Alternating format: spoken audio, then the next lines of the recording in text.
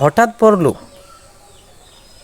আমরা অনেক সময় কিছু লোক দেখতে পাই যারা হঠাৎ করেই কোটিপতি বা অনেক টাকার মালিক হয়ে গেছে।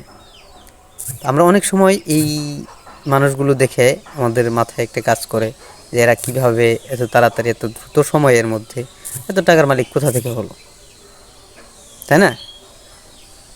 তো আমরা যদি তাদের পিছনের দিকটা একটু খেয়াল করে দেখি তাহলে দেখা যাবে যে তারা হঠাৎ পাওয়া কোনো অপরচুনিটি তারা মিস করেনি।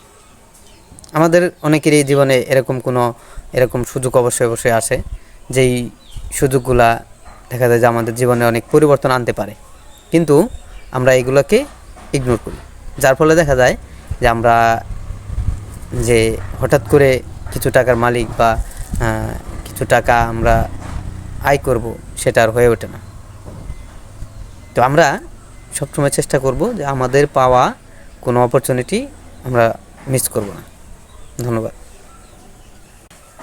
তো এই সুযোগগুলো আমরা যদি মিস করি, এমনও হতে পারে যে আমরা পরবর্তীতে আর এরকম সুযোগ নাও পেতে পারি।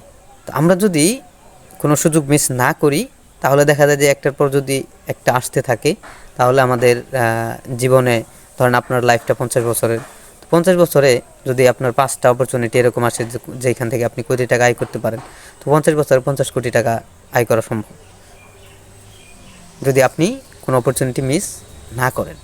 আর যদি আপনি প্রত্যেকটা অপরচুনিটি এই দিক ভেবে সেই দিক ভেবে যদি মিস করতে থাকেন, তাহলে দেখা গেল যে আপনার যেই 50 বছরে 50টা অপরচুনিটি আসার কথা ছিল, 50 কোটি টাকা আসার কথা ছিল, সেই টাকাটা কিন্তু আসা হলো না।